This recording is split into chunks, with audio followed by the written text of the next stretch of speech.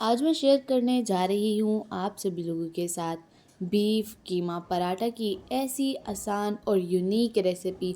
अगर आपके बच्चे कीमा या फिर बीफ का गोश्त नहीं भी खाते तो अगर आप उन्हें इस तरह से पराठा बना कर देंगी तो यकीन करें वो झटपट से ही ये पराठे ख़त्म कर जाएंगे। आप इस रेसिपी को मेरे मेथड से लाजमी ट्राई कीजिएगा और मुझे फ़ीडबैक लाजमी दीजिएगा।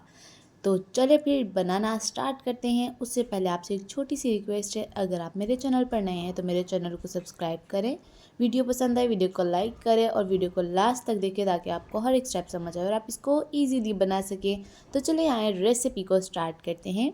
बिस्मिल्लाहिर्रहमानिर्रहीम, अस्सलामुअलैकुम, welcome back to my channel. तो यहाँ पर सबसे पहले हमने लेना है कीमा। ये मैंने बीफ का कीमा लिया है और इसको अच्छे से वॉश कर लिया है। अब यहाँ पर आपने एक पैन लेना है। पैन के अंदर हम शामिल कर देंगे घी या ऑयल, जो भी अपने किचन में इस्तेमाल करते हो। 2 से 3 टेबलस्पून भर के हम शामिल कर देंगे घी के और इसको अच्छे से गर्म कर देंगे। इसके बाद हम इसके अंदर शामिल कर देंगे साबुत सफ़ेद ज़ीरा, तकरीबन 1 टीस्पून के करीब। और हम इसको ज़्यादा फ्राई नहीं करेंगे वरना ये जल सकता है, तो आपने इस बात का ध्यान रखना है कि आपने इसको ज़्यादा फ्राई नहीं करना है। जस्ट आपने इसको 5 से 6 सेकंड के लिए फ्राई करना है और फिर हम फ़ौरन ही शामिल कर देंगे इसके अंदर कीमा, जो कि अभी हमने धो कर रखा हुआ था। आप चाहें तो इस पॉइंट पे मटन का कीमा भी यूज़ कर सकती हैं। अब यहाँ पर आपने इसको अच्छे से मिक्स करना है और फिर हम इसको अच्छे से भून लेंगे। तब तक इसको फ्राई करेंगे इस घी के अंदर जब तक कि इसका कलर जो है पिंक से वाइट नहीं हो जाता है। आप देख सकते हैं कीमे को मैंने अच्छे से फ्राई कर लिया है। इस पॉइंट पे हम इसके अंदर शामिल कर देंगे प्याज। प्याज मैंने एक मीडियम साइज़ का लिया था, उसको मैंने इस तरह से बिल्कुल बारीक सा चॉप करके शामिल कर दिया है। इसके बाद हम इसके अंदर शामिल कर देंगे हरी मिर्चें। हरी मिर्चें मैंने 2 से 3 अदद लिए हैं, अच्छे से वॉश करके इस तरह से मैंने इनको भी कट कर लिया है। तो हरी मिर्चों के बाद हम इसके अंदर शामिल कर देंगे लहसुन और अदरक का पेस्ट। तकरीबन 1 टेबलस्पून भर के मैंने लिया है लहसुन और अदरक का पेस्ट। इन तीनों चीज़ों की हम अच्छे से भुनाई कर लेंगे मीडियम टू लो फ्लेम पे। यहाँ पर आप देखिए कीमे को मैंने अच्छे से भून लिया है इन तीनों मसालों के साथ। इस पॉइंट पे बेसिक से मसाले जाएंगे। तो सबसे पहले दही शामिल करेंगे, 3 टेबलस्पून भर के आपने शामिल करने हैं। इससे बहुत ही अच्छा सा टेस्ट आता है, क्रीमी टेक्सचर आता है फीलिंग का, और तो और जूसी हमारा जो कीमा है वो बनकर रेडी होगा। इस पॉइंट पे हम इसके अंदर हाफ़ टी स्पून शामिल कर देंगे नमक और मिर्च अपने टेस्ट के अकॉर्डिंग कम या ज़्यादा कर सकते हैं।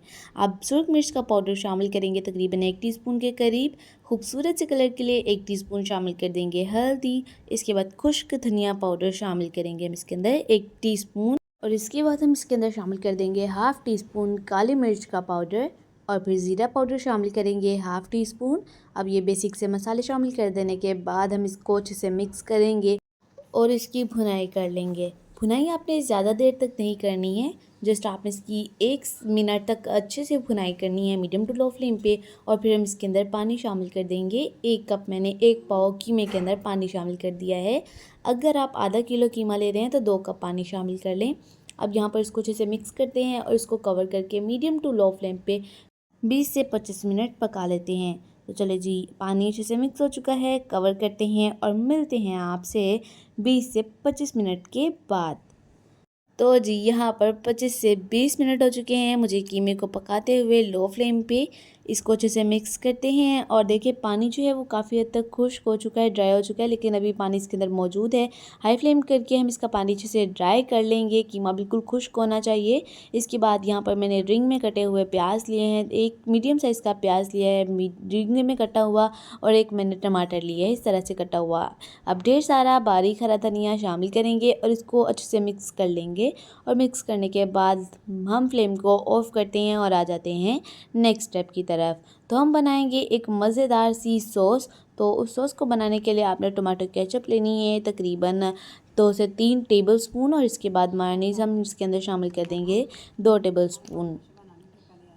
अब ये केचप और मायोनीज़ शामिल कर देने के बाद हम इसके अंदर शामिल कर देंगे नमक तकरीबन 1 से 2 पिंच के करीब, और फिर कुटी हुई लाल मिर्च हम शामिल कर देंगे इसके अंदर 2 से 3 पिंच के करीब। अब यहाँ पर हम इसको अच्छे से मिक्स करते हैं और देखिए बहुत ही अच्छे से टेक्सचर के साथ हमारी मज़ेदार सॉस बनकर रेडी हो चुकी है। इसको हम एक पाइपिंग बैग में शामिल करते हैं और फिर हम आ जाते हैं नेक्स्ट स्टेप की तरफ। नेक्स्ट स्टेप में यहाँ पर मैंने गंदम का आटा लिया था, जिसको मैंने नमक डालने के बाद इसको अच्छे से गूंथ लिया है।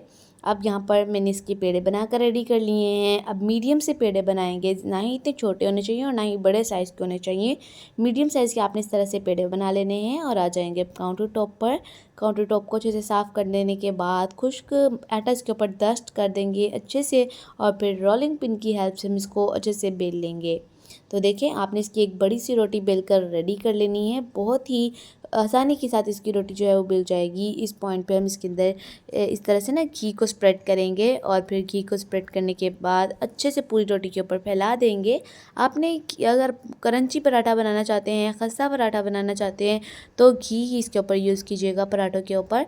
अब हम इसके ऊपर थोड़ा सा खुश्क आटा डस्ट कर लेते हैं।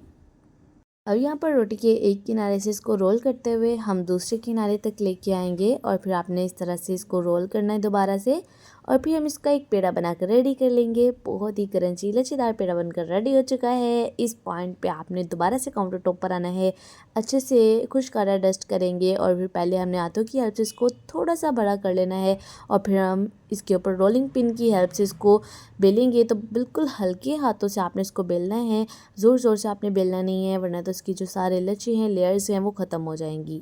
बिल्कुल हल्के हाथों से बेलते हुए देखिए मैंने एक रोटी बनाकर रेडी कर ली है।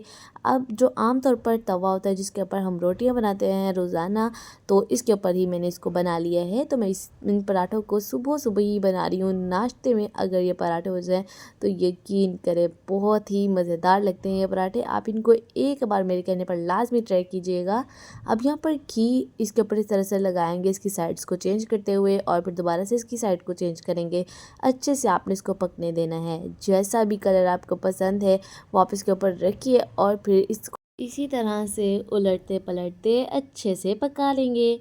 अब यहाँ पर देखिए बहुत ही खूबसूरत सा कलर आ चुका है। इसको नीचे वाली साइड से भी जब तक खूबसूरत सा कलर नहीं आ जाता है हम इसको नहीं उतारेंगे। और याद रहे मीडियम फ्लेम करेंगे, हाई फ्लेम बिल्कुल भी नहीं करना आपने। अब यहाँ पर हम इसको उतार लेंगे क्योंकि देखिए बहुत ही क्रंची लेयर्स के साथ हमारा मज़ेदार पराठा बनकर रेडी हो चुका है। इसको ब्रेड के अंदर शिफ्ट कर लेते हैं और बाकी सारे पराठे भी इसी तरह से बनाकर रेडी कर लेंगे। तो यहाँ पर देखिए 4 हमारे पराठे बनकर रेडी हो चुके हैं। आ जाते हैं अब हम इसकी नेक्स्ट स्टेप की तरफ, फाइनल लुक की तरफ। तो फाइनल लुक के लिए सबसे पहले तो आपने एक पराठा जो है वो अपने सामने रखना है और फिर यहाँ पर जो भी हमने सॉस बनाकर रेडी की हुई थी वो हम इस तरह से इसके ऊपर लगा देंगे। तो बहुत ही खूबसूरत हमारे जो पराठे वो बनकर रेडी होंगे और इनका टेस्ट तो मैं आपको बता ही नहीं सकती। ये तो जब आप बनाएंगे, टेस्ट करेंगे तभी आपको इसके टेस्ट का अंदाज़ा हो सकेगा। तो पूरे पराठे के ऊपर हम इस तरह से सॉस को अच्छे से लगा देंगे और फिर यहाँ पर जो हमने फिलिंग बना कर रखी हुई थी ये भी तकरीबन ठंडी हो चुकी है, रूम टेम्परेचर पर आ चुकी है। पराठे गर्म हैं, फिलिंग थोड़ी सी रूम टेम्परेचर पर है तो बहुत ही अच्छा लगेगा। अब तो बहुत मज़ा आने वाला है। आप इस रेसिपी को मेरे कहने पर एक मरतबा लाजमी ट्राई कीजिएगा और आप मुझे कमेंट बॉक्स में ये भी बताइए कि आप मेरी रेसिपी को कहाँ से वॉच कर रहे हैं। इसको हम इस तरह से लंबाई के रूप में इस तरह से अच्छे से सेट कर देंगे और फिर जब ये हमने फिलिंग यानी सॉस बना कर रखी थी वो हम इसके ऊपर अच्छे से स्प्रेड कर देंगे और फिर स्प्रेड कर देने के बाद हम इसको रोल करेंगे और टूथपिक की हेल्प से हम इसको कवर कर देंगे। तो है ना बहुत ही मज़ेदार और ऊपर से क्रंची अंदर से जूसी इसकी जो फीलिंग है वो आपको बहुत ही मज़ा देने वाली है और आपकी ढेर सारी तारीफ़ें होने वाली हैं आपकी फैमिली से। ये देखिए बहुत ही मज़ेदार ये पराठा बनकर रेडी हो चुका है, ऊपर से क्रंची अंदर से जूसी और बहुत ही प्यारी लुक के साथ। आपकी फैमिली इसको देख कर ही इसको चट कर जाएगी। तो अब हम इसको सर्व करते हैं। उम्मीद है कि आज की रेसिपी आप सभी लोगों को बहुत ही ज़्यादा पसंद आई होगी। अगर पसंद आई है तो मेरे चैनल को सब्सक्राइब कर दें, वीडियो को लाइक कर दें और एक प्यारा सा कमेंट कर दें कि आज की रेसिपी आप सभी लोगों को कैसी लगी। मिलते हैं आपसे नेक्स्ट ऑथेंटिक, यूनिक और मज़ेदार सी रेसिपी में। तब तक के लिए मुझे दे इजाज़त, दुआ में याद रखिएगा। अल्लाह हाफिज़।